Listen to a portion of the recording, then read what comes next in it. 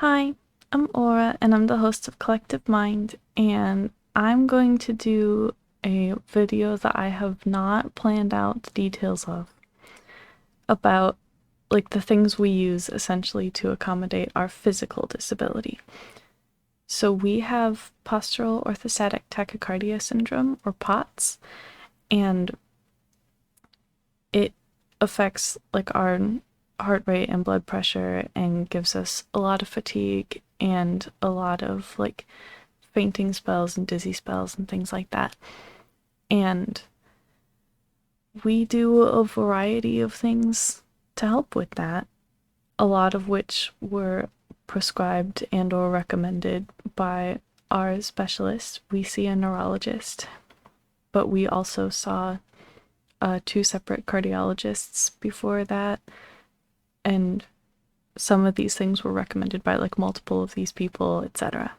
I'm not going to get into the prescribed medications that we're on for it, even though those do make a big difference, because that's something that would obviously be case by case, what works for you and stuff like that.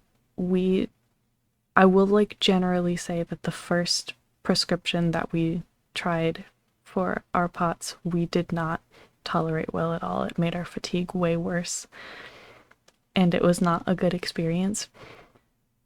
But that didn't mean in our case that meds in general weren't going to be helpful, including actually that same category of medication, just a different one, ended up working a lot better for us. So in terms of other things that were fully prescribed, we have two prescribed mobility aids. One of them you can actually see partly right here. This is our cane. This is the most recent one that we got, and it is this type of cane. I think it's called a quad cane, which is better for stability and balance stuff because it has better stability. It'll stand up by itself, as you can see, and it's less wobbly. So when we're trying to walk or standing still and all those things and we're having a dizzy spell, we can rely on that for a little extra stability. But we also use it a lot to help us physically get up from sitting down and those types of things, because that's some of when we have spikes and symptoms, because a lot of the most common spikes and symptoms for POTS are postural things. That's why it's called that. So standing up from sitting down or sitting up from laying down, things like that, or just physically moving my body too much in weird ways, or on a bad day turning my head can do it, that kind of thing. So it is very helpful for getting up from sitting. So that's one of the main things we use that for. We also have a wheelchair. It is a basic standard manual wheelchair that helps when we have the physical energy to get around but are having too many issues if we're standing specifically. So there are a lot of times where we can't physically handle standing and walking around, at least not for very long, but we would be able to handle sitting and wheeling around, even if we are physically wheeling it. And we use that in those specific cases, like I said, where we can't handle standing and walking, but we can handle sitting and wheeling, but also preemptively in a lot of situations. If we know that there are going to be a lot of POTS triggers for us, or it's just going to be a long thing, and it doesn't have to be that long to be in that category. If it's going to be more than 10-20 minutes, it's probably in that category. But we are not in an accessible apartment. We are on the second floor, and it's only stairs as an option to get up here. So in a lot of cases, if we are leaving our apartment to do anything other than just sit in a car, if we're doing anything more than just drive through at a pharmacy or something like that, we are probably bringing the wheelchair, even if we don't feel like we need it, to make sure that if we crash somewhat by the time we get to the bottom of those stairs, we have an option still to be able to get around. And or to like save some of that energy and stuff that we'll need to make it back up the stairs at the end of whatever we're doing. But we bring it for like most of our appointments, or if we were like physically shopping in person anywhere, which we don't really do much anymore. And I'll get into that type of thing too. But we use it for a lot of stuff like that. But also, even things like standing and doing dishes is actually one of the most regularly, like, physically intense for us at this point things that we do. And we preemptively bring our wheelchair out there for that, even though in order to be doing dishes, we have to be at a starting place of feeling pretty good. We bring it out there to make sure if we push a little bit too hard or crash faster than we expected or whatever, we can like immediately sit down into the wheelchair and we'll be able to get back to our office. So yeah, it also helps if we have to go places because of scheduled appointments or whatever else, and we are having an especially bad day. Our partner system will also be there with us and they can push us in the wheelchair. This also happens a lot if like they do a lot of helping us push the chair if we're outside, like the process of getting into whatever building we're going to, especially if it's like harder physically because the like ground is uneven, or if it's like going uphill a little bit, or if it's hot outside because heat is a major POTS trigger for us, that type of thing.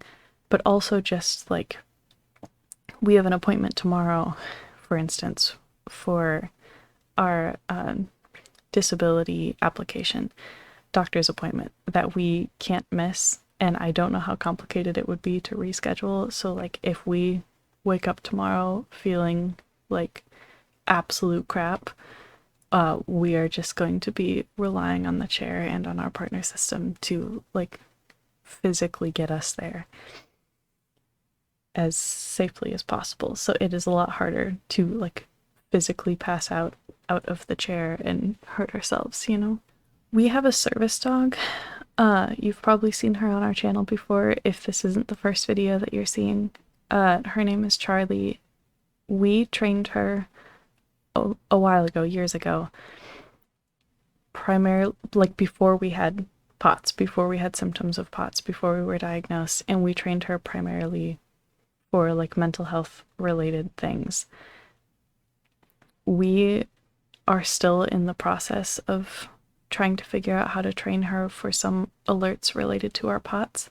It's hard for us to do because of the POTS. Like training can be physically intense, and especially if we need to like replicate the things that we would want her to be alerting to, or to cause her to task in a specific way. Let's say I want her to, if I like pass out to the floor, I want her to like lick my face a bunch to try to wake me up and then run and get my partner system or something. To train her to do that, I have to get up and down from the floor a bunch to do that, which is very, very hard to do with our POTS. So that's been a thing that we're hoping, as we get a lot of our symptoms more under control, we can train her more to do those types of things. But she physically does, like deep pressure therapy is something we had trained her to do somewhat even before, and that can physically help as a form of compression, essentially, which is especially helpful when we are in the wheelchair, like going around places, because she will be in a sling which holds her physically in our lap. So she's functionally doing like a form of compression that whole time. So that's helpful. But a lot of people with POTS could benefit generally from a service dog trained to alert ahead of time to the symptoms that they're going to have, and or help deal with those symptoms when they happen. And we are in the process of training her to do some of those things. Speaking of compression stuff, that is another one of the things that can help a lot with POTS symptoms, is compression garments generally, because it like from my understanding, it affects blood pressure stuff, but it specifically helps fight against like blood pooling, because that's something that happens with POTS a lot. So like you stand up and all of your blood like pools in your feet and legs type thing. And this was first introduced to me as specifically compression socks, like really, really tall, over the knee compression socks. I find those to be pretty horrible most of the time, but my current specialist gave me an alternative, which I like much better. So the compression socks were just like physically uncomfortable. They were causing sensory issues for us. They would be itchy, that type of thing. And it's really hard to wear with certain types of outfits. Like if it's summer, it would be way too hot and it would look really ugly with like the shorts I was trying to wear and stuff like that. So I was just functionally not wearing them very much because I hated them. But I'm starting to realize I can tolerate wearing them for short periods of time, especially if I'm standing up. So I've started wearing them in addition to the other compression stuff I'm about to talk about, specifically for things like doing dishes, which I have found helpful. So throwing that out there, if that's like an issue that you have, maybe trying to meet in the middle in some of these areas. I'm sure there are also kinds that you can get that are like higher quality than the ones that I have that are less uncomfortable. I haven't been able to play around with it that much yet, and I don't really want to have a bunch more uncomfortable ones in the process of trying to find that, but I guess we'll see over time if I can find any better ones. But my neurologist, when I told him that I had so much trouble with compression socks, immediately recommended like compression wear that is essentially shapewear. And the fact that you can like use shapewear functionally in a very similar way means that, because that's in a lot of cases cheaper, it's very helpful. So it's like, I have a couple different ones. There's ones that are like shorts, basically. They're like really tight shorts that go up like over your middle a little bit. And there's ones that are like torso, basically, and sometimes have little shorts as well, but go like all the way up. And both of those kinds we find to be much more comfortable than the socks, and still definitely help us a lot. We also try to have a lot of salt generally in our diet. Our doctor tried to prescribe us like actual salt pills to take, but we couldn't do that. We have trouble generally taking pills, and they were too big and we take too long to swallow them, and so it would obviously taste extremely salty. It's very, very like condensed, packed in salt, and it was not feasible for us to take them. So what we do instead is keep like very salty snacks nearby at our desk area all the time. Like I have chips up here that are really salty. I keep like salted peanuts, salted pretzels, things like that. And in a similar vein, we drink a lot of stuff that's like high electrolytes in it. It's really hydrating. We can't handle drinking like normal water, which is a really frustrating issue with POTS, because you're supposed to drink like all of the water, but it's less specifically about water and more about just being really hydrating. So we talked to our neurologist about that as well, and we went through like a process of figuring out what would work best for us, because we tried Gatorade for a little bit, but our dentist got really upset about that and recommended Pedialyte, and then we checked in with our neurologist, tried Pedialyte, and we couldn't drink as much of it as we needed to be drinking because like we didn't like the taste enough. And then our neurologist brought up the idea of like mixing it with juice, which he said is what he does with his kids. and that it works really well. It's still very hydrating, still much more hydrating than not having the Pedialyte in there. And if it gets you to drink way more of it, it is much more effective than just like drinking a little bit of only Pedialyte. So we do a mix of Pedialyte and juice, and we call it our health potions. And that is what we are drinking like 90% of the time, probably, with the exceptions of the occasional like protein shake and maybe a soda and stuff like that. But that makes a big difference too. There are also things where we are just physically more careful when we are like getting up from sitting down, or especially laying down, or anything that is like more physical than essentially just sitting in a chair. Anything like dishes, any other cleaning around the house, if we're going to be walking more than like across the apartment and back. And we rely a lot on our partner system who lives with us to help when we are not able to get across the apartment to get something from the kitchen or whatever. But the mobility aids help with that a lot. We also have had to pretty dramatically shift our expectations, essentially, of what types of things we are able to do in a day without having it like knock us out for the next 3 days or whatever, because we have a hard time still with not pushing ourselves so hard that we are then dealing with the consequences for days afterward, which is something that we're working on, to remind ourselves that it is like more efficient and better for our health and everything for us to not push ourselves too hard, and then be able to do a little bit more chipping away at it tomorrow and the day after and the day after that, you know? So it's a lot of stuff like that. But I'm not thinking of any other major things we use to accommodate it.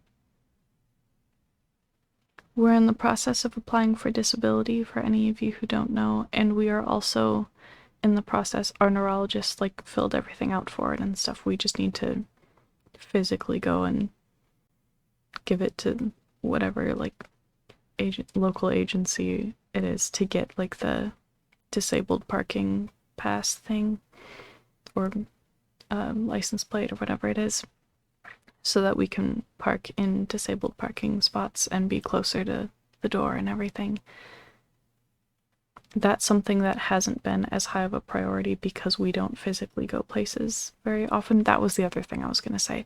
We get our groceries delivered and go through the drive-through for pharmacy, which means that like we don't actually leave the house very often, like maybe weekly, and it is usually to just get in the car and go through the drive-through somewhere,